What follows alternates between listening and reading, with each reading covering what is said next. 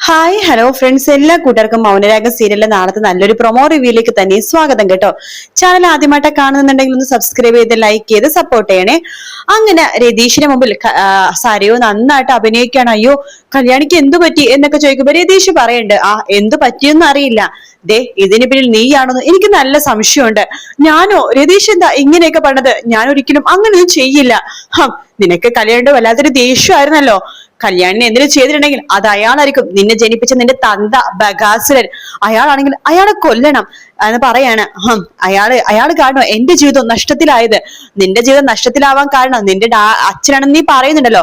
പക്ഷെ നിന്റെ ജീവിതത്തിൽ ഒരുപാട് ലാഭവും അയാൾ ഉണ്ടാക്കിയിട്ടുണ്ട്. അതൊക്കെ നിന്റെ മനസ്സിൽ കിടപ്പുണ്ടെങ്കിൽ നീ അയാളെ സഹായിക്കുക തന്നെ ചെയ്യും. എനിക്ക് നന്നായിട്ട് അറിയാം കല്യാണിക്ക് എന്താ സംഭവിച്ചെന്ന്. ഒന്ന് അറിയട്ടെ, അതിനുശേഷം നിന്നെ ശരിക്കും വന്ന് കാണുന്നുണ്ട് എന്ന് പറഞ്ഞിട്ട് രതീഷ് അവിടുന്ന് പോവാണ്. രതീഷ് പോയി കഴിയുമ്പോഴേക്കും സരയു സന്തോഷത്തിൽ നിൽക്കാണ്. ഹാവോ, അവൾ അങ്ങനെ മരിക്കട്ടെ, മരിച്ചു കിടക്കട്ടെ, അവൾക്ക് വില കൂടി റീത്ത് അവളെ നെഞ്ചിന് വെച്ചു കൊടുക്കുന്നുണ്ട് ഞാൻ എന്നൊക്കെ പറഞ്ഞിട്ട് സരയു ഇങ്ങനെ നിൽക്കാണ്. ഹോസ്പിറ്റൽ വരെ പോണം, അവളുടെ അവസ്ഥ നേരിട്ട് അന്വേഷിക്കാം. കിരണിനെ വിളിച്ചിട്ട് കിട്ടുന്നുമില്ല. അതിനർത്ഥം അവൾക്ക് കാര്യമായിട്ട് എന്തോ സംഭവിച്ചിട്ടുള്ളതാണ്. ഹോസ്പിറ്റലിൽ നേരിട്ട് പോയിട്ട് അന്വേഷിക്കാം എന്ന് വിചാരിക്കുകയാണ് സരയു കേട്ടോ. ആ സമയത്ത് ഹോസ്പിറ്റലാണെങ്കിൽ കിരണ് എന്ത് ചെയ്യണമെന്ന് അറിയില്ല. കിരൺ ഒറ്റക്ക് അങ്ങോട്ടും ഇങ്ങോട്ടും ഇങ്ങനെ നടന്നുകൊണ്ടിരിക്കുമ്പോൾ ഡോക്ടർ പുറത്തേക്ക് ഇറങ്ങുന്നുണ്ട്. ഡോക്ടറോട് കിരൺ ചോദിക്കുന്നുണ്ട്, ഡോക്ടറെ കല്യാണിക്ക് ഇപ്പൊ എങ്ങനെയുണ്ടെന്ന് ചോദിക്കുമ്പോ കിരണെ കല്യാണിന്റെ അവസ്ഥ കുറച്ച് സീരിയസ് ആണ്, നമുക്ക് മാക്സിമം ട്രൈ ചെയ്യാം എന്ന് പറയാണ്. അല്ല കല്യാണിക്ക് കുത്തുകൊണ്ടു, അത് ശരിയാണ്, അത് ഓപ്പറേഷൻ ചെയ്താൽ പിന്നെ പ്രശ്നമൊന്നുമില്ലല്ലോ ഡോക്ടറെ ചോദിക്കുമ്പോ അങ്ങനെ വെറും ഒരു കുത്തല്ല കിരണെ കൊണ്ടത്, കരളിന് മുറിവ് സംഭവിച്ചിട്ടുണ്ട്, അതാണ് ഇപ്പൊ പ്രശ്നം അയക്കുന്നത്. നല്ല ബ്ലീഡിങ് ഉണ്ട്, പിന്നെ ഒന്നും പേടിക്കാനൊന്നും എന്ന് പറയാൻ പറ്റുന്നില്ല, ബ്ലഡ് ഒരുപാട് പോയിട്ടുണ്ട്. അതുകൊണ്ട് കല്യാണിക്ക് പറ്റിയ ബ്ലഡ് ശേഖരിക്കും വേണം. അത് മാത്രല്ല പിന്നെ ശസ്ത്രക്രിയയും കാര്യങ്ങളൊക്കെ പെട്ടെന്ന് തന്നെ ചെയ്യണം. പിന്നെ ഞാൻ പറഞ്ഞല്ലോ, എല്ലാത്തിനും ദൈവത്തിന് താൻ പാതി ദൈവം പാതി എന്നാണല്ലോ, ദൈവത്തിനെ വിളിച്ച് പ്രാർത്ഥിക്കുക എന്നൊക്കെ പറഞ്ഞിട്ട് ഡോക്ടർ അവിടുന്ന് പോവാണ്. കിരണാകെ വിഷമിച്ച് അങ്ങനെ ഇരിക്കുന്ന സമയത്താണ് അവിടേക്ക് സരയു വരുന്നത് കേട്ടോ. സരയു വരുമ്പോഴേക്കും തന്നെ സരയു കിരണിന്റെ അടുത്തേക്ക് പോകുന്നുണ്ട്. അയ്യോ കിരണെ, കല്യാണിക്ക് എന്താണ് പറ്റിയത്? രതീഷ് പറഞ്ഞപ്പോഴാ ഞാൻ അറിഞ്ഞത്. കല്യാണിക്ക് എന്താ പറ്റിയത് കിരണെ, പറയടാ, കല്യാണിക്ക് ഇപ്പൊ എങ്ങനെയുണ്ട്, എന്താ അപകടം പറ്റിയത്, എന്തു പറ്റി എന്നൊക്കെ ചോദിക്കാണ് സരയു ഒന്നും അറിയാത്ത പോലെ.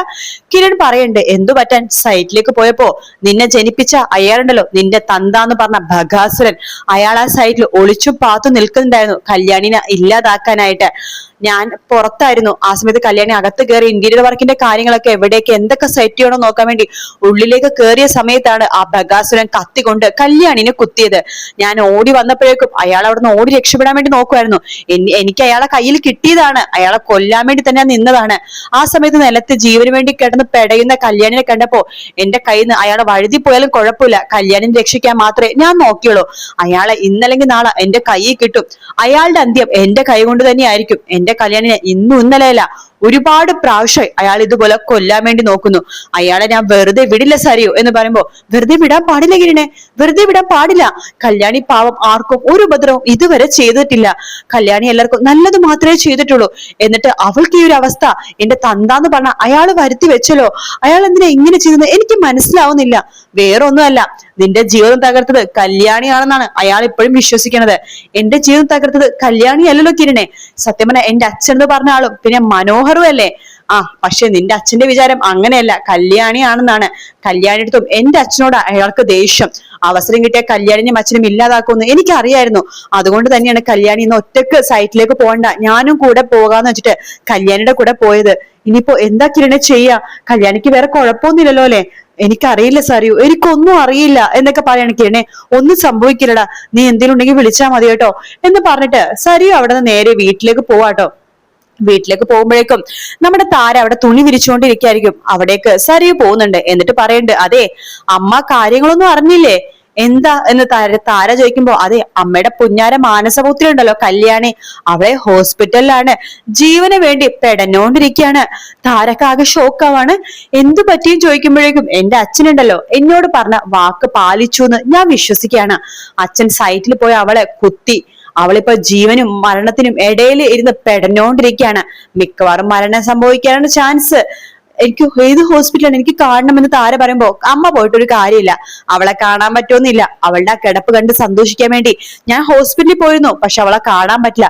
അവൾക്ക് ശസ്ത്രക്രിയയൊക്കെ നടത്തിക്കൊണ്ടിരിക്കുകയാണ്. പക്ഷെ ആ കാഴ്ച കാണാൻ പറ്റാത്തോണ്ട് ആ വിഷമത്തിൽ ഞാൻ തിരിച്ചു വന്നു. തിരിച്ചു വരുന്ന വഴി അമ്പലത്തിൽ പോകാന്ന് വിചാരിച്ചു, പക്ഷെ അമ്പലം ഒക്കെ തന്നെ അടച്ചിട്ടുണ്ടായിരുന്നു. പക്ഷെ എങ്കിലും അമ്പലത്തിന് പുറത്തുനിന്ന് പ്രാർത്ഥിച്ച് ഞാൻ ദക്ഷിണ ഇട്ടിട്ടുണ്ട്, ഭണ്ഡാരത്തിൽ പൈസ ഇട്ടിട്ടുണ്ട്. എനിക്കിത് സന്തോഷിക്കേണ്ട സമയമാണ്. കല്യാണി എങ്ങനെ ഇല്ലാതായി കഴിഞ്ഞാൽ കിരണ് എന്റെ സ്വന്തം, എന്റെ മാത്രം സ്വന്തം. അവളെ ഞാൻ ഇല്ലാതാക്കും. അവൾക്കിനി ചെറിയൊരു ജീവന്റെ തുടിപ്പ് പോലും ഉണ്ടെങ്കിൽ അവളെ ഞാൻ ഇല്ലാതാക്കാൻ വേണ്ടി ഹോസ്പിറ്റലിൽ കയറി ഇറങ്ങും. ദേ, ഞാൻ നിങ്ങളുടെ മര്യാദക്ക് ഒരു കാര്യം പറയാം. ഇതിന്റെ പിന്നിൽ ഞാനാണെന്ന് നിങ്ങൾ ആർക്കെങ്കിലും പറഞ്ഞാലുണ്ടല്ലോ, പിന്നെ നിങ്ങൾ ഇതേ ഈ മോളെ മറന്നെന്ന് വിചാരിച്ചോ. കിരണെങ്ങാനും എനിക്ക് കിട്ടിയില്ലെങ്കിൽ പിന്നെ ഞാൻ എന്റെ ജീവിതം ഇല്ലാതാക്കും, അത് നിങ്ങളുടെ കൺമുമ്പിൽ തന്നെ എന്നൊക്കെ പറയാണ് സരയു കേട്ടോ. അതൊക്കെ കേൾക്കുമ്പോ താരക്ക് വല്ലാത്ത വിഷമം തോന്നുന്നുണ്ട്. സരയു വീണ്ടും പഴയ സ്വഭാവത്തിലേക്ക് തന്നെ പോയല്ലോ. താരക്കാണെങ്കിൽ ഇതാർത്തും പറയാൻ പറ്റാത്ത അവസ്ഥ. പക്ഷെ താരക്ക് ഈ കാര്യങ്ങളൊക്കെ പറയണമെന്ന് കേട്ടോ. പക്ഷെ പറയാൻ പറ്റിയ അവസ്ഥയല്ലോ ഇത്. കല്യാണി ആദ്യം ഒന്ന് ഓക്കെ ആവട്ടെ, അതിനുശേഷം പറയാന്ന് വിചാരിക്കുകയാണ് താര കേട്ടോ. ആ സമയം നമ്മുടെ പ്രകാശൻ ഈ കാര്യങ്ങളൊക്കെ അറിയുന്നുണ്ട്. പ്രകാശനെ ആരും അറിയിക്കുന്നൊന്നുമില്ല, പക്ഷെ പ്രകാശൻ ഇങ്ങനെ അറിയാം കേട്ടോ. അതറിയുന്ന പ്രകാശൻ ഹോസ്പിറ്റലിലേക്ക് വരുന്നുണ്ട്. കിരണോട് ചോദിക്കുന്നുണ്ട്, കിരണേ എന്റെ മോൾക്ക് എന്താ സംഭവിച്ചത്? കിരണേ എന്താ സംഭവിച്ചത്? കേട്ടതൊന്നും സത്യമാവില്ലെന്ന് പ്രാർത്ഥിച്ചിട്ടാണ് ഞാൻ ഇവിടേക്ക് വന്നത്. സൈറ്റിൽ പോയി അവളെ ആ ബഗാസുരൻ കുത്തിയോ എന്ന് ചോദിക്കുകയാണ്. കിരൺ പറയണ്ട്, അതേ അച്ഛ, സൈറ്റിൽ ഞാനും കല്യാണിയും ഒരുമിച്ചാണ് പോയത്. എന്റെ കണ്ണൊന്ന് തെറ്റിയപ്പോഴേക്കും അയാൾ കുത്തായിരുന്നു ആ ബഗാസുരൻ. എന്റെ മോൾക്ക് ഇപ്പൊ എങ്ങനെയുണ്ട്? കുഴപ്പമൊന്നുമില്ലല്ലോ കിരണേ അല്ലേ എന്ന് ചോദിക്കുമ്പോ കിരൺ പറയണ്ട, അച്ഛ അവൾക്ക് നല്ല രീതിയിൽ തന്നെ കുത്തു കൊണ്ടിട്ടുണ്ട്. അവളുടെ കരളിന് ചെറിയൊരു മുറിവ് സംഭവിച്ചിട്ടുണ്ട്. ഓപ്പറേഷനും കാര്യങ്ങളും നടന്നുകൊണ്ടിരിക്കുകയാണ്. എനിക്ക് എന്റെ മോളെ കാണണം. അവളെ കണ്ടു കഴിഞ്ഞിട്ട് എനിക്ക് പിന്നെ നേരെ പോണ്ടത് അയാളുടെ അടുത്ത്, ആ ബഗാസുവിന്റെ അടുത്തേക്ക്. അയാളെ ഞാൻ കൊന്ന് തിന്നിട്ടാണ് എന്റെ മോളെ കുത്തി അയാളുടെ കൈ ഞാൻ വെട്ടിയിരിക്കും കിരണേ എന്നൊക്കെ പറഞ്ഞിട്ട് പ്രകാശം നിൽക്കാണ്. ഡോക്ടറോട് ചോദിക്കണ്ട, ഡോക്ടർ എനിക്ക് എന്റെ മോളൊന്ന് കാണണം. പറ്റില്ല, ഇപ്പൊ കാണാൻ പറ്റില്ല എന്ന് പറയുമ്പോ പ്ലീസ് എന്റെ അവസാന ആഗ്രഹമായിട്ടെങ്കിലും ഡോക്ടർ ഇത് കണ്ടിട്ട് എന്റെ മോളെ ഒന്ന് കാണിച്ചു തരണം ഡോക്ടർ എന്ന് പറയാണ്. ഡോക്ടർ പറഞ്ഞിട്ട് ആ ശരി, നിങ്ങൾ പോയി കണ്ടോ എന്ന് പറയാണ്. പ്രകാശൻ അങ്ങനെ ഐസിയുടെ ഉള്ളിലേക്ക് കയറുമ്പോ കല്യാണി അവളെ ജീവനില്ലാത്ത പോലെ കിടക്കുവാട്ടോ. കല്യാണിനെ കാണുമ്പോ പ്രകാശൻ ഞെട്ടിപ്പോണ്. മോളെ ദേ അച്ഛൻ വന്നു മോളെ, അച്ഛൻ പുറത്തന്നെ ഉണ്ട് കേട്ടോ, പേടിക്കുന്നുണ്ട് വേണ്ട മോള്. അച്ഛനും കിരണും ഒക്കെ പുറത്തുണ്ട്. ചന്ദ്രസേനന്റെ രൂപയ്ക്ക് ഇപ്പൊ വരും, മോള് വിഷമിക്കൊന്നും വേണ്ട കേട്ടോ. എന്തേ അച്ഛൻ അമ്പലത്തിലേക്കാ പോണത് പ്രാർത്ഥിക്കാനായിട്ട്. അച്ഛൻ ഇന്നത്തെ ദിവസം ഫുൾ അമ്പലത്തിലായിരിക്കും മോൾക്ക് വേണ്ടി പ്രാർത്ഥിക്കാൻ. എന്റെ മോൾക്ക് ഒന്നും സംഭവിക്കില്ല. ദേ മോൻ വന്നിട്ടുണ്ട്, കല്ലുമോൻ, മോൾക്ക് കാണണ്ടേ, കണ്ണു തുറക്കും മോളെ എന്നൊക്കെ പറഞ്ഞ് പ്രകാശം വിളിക്കുമ്പോ അവിടേക്ക് നേഴ്സ് വരുന്നുണ്ട്. അതെ, നിങ്ങളിങ്ങനെ ശബ്ദം ഉണ്ടാക്കല്ലേ, ഒബ്സർവേഷനിലാണ് പോ എന്ന് പറയാണ് പ്രകാശനോട്. അങ്ങനെ പ്രകാശൻ പുറത്തേക്ക് ഇറങ്ങുന്നുണ്ട്. ആകെ പ്രതികാരത്തിൽ നിൽക്കാട്ടോ പ്രകാശൻ. ഞാൻ അവനെ ഇല്ലാതാക്കും, അവനെ ആ ബഗാസുരനെ എന്നൊക്കെ പറഞ്ഞിട്ടാണ് നമ്മുടെ പ്രകാശൻ അവിടെ നിന്ന് പോകുന്നത് കേട്ടോ. ആ സമയത്ത് കല്യാണിക്ക് ചെറിയൊരു ജീവന്റെ തുടിപ്പുണ്ടല്ലോ, അത് സരുവിനെ വല്ലാത്ത അസ്വസ്ഥയാക്കാട്ടോ. അവള് ജീവനോട് ഇരിക്കാൻ പാടില്ല, അവള് മരിക്കണം. അതിനിപ്പൊ എന്താ ചെയ്യാ? ഇതുപോലെ തന്നെ മനോഹർ ഐസിയു കിടന്നപ്പോ കൊല്ലാൻ വേണ്ടി ഞാനൊരു നേഴ്സിന്റെ വേഷം വിട്ട് പോയിരുന്നല്ലോ. ആ സമയത്ത് അവിടെ കല്യാണി എന്റെ മോളെയും കൂട്ടിക്കൊണ്ട് വന്നിരുന്നു. ചിലപ്പോ അവളായിരിക്കും എന്നെ ഒറ്റിക്കൊടുത്തത്. അതുകൊണ്ട് തന്നെ ഈ പ്രാവശ്യം എന്നെ ഒറ്റിക്കൊടുക്കാൻ ആരുമില്ല. നേഴ്സിന്റെ രൂപത്തിൽ അങ്ങോട്ട് പോയാലോ, അവൾ ഇല്ലാതാക്കിയാലോ? എന്തായാലും ഹോസ്പിറ്റലിൽ അവള് ജീവനോടെ പുറത്തിറങ്ങാൻ പാടില്ല എന്ന് സരി ഉറപ്പിച്ച് വിചാരിക്കാട്ടോ. അതുകൊണ്ട് തന്നെ കല്യാണിക്ക് എന്ത് സംഭവിക്കാനും ചാൻസ് ഉണ്ട്. കല്യാണി മരിച്ചില്ലെങ്കിൽ തന്നെ സരയു കൊല്ലാൻ വേണ്ടി ഐസിനുള്ളിൽ കയറാനും ഒരു മടിയില്ലാത്ത എന്നറിയാലോ. അതുകൊണ്ട് അങ്ങനത്തെ എന്തെങ്കിലും ഭാഗം എന്തായാലും ഉണ്ടാവും കേട്ടോ. വീഡിയോ ഇഷ്ടപ്പെട്ടാൽ ലൈക്ക് ചെയ്യുക, സബ്സ്ക്രൈബ് ചെയ്യുക, കമന്റ് ചെയ്യുക. മറ്റൊരു വീഡിയോ കാണാൻ. Take care, bye bye.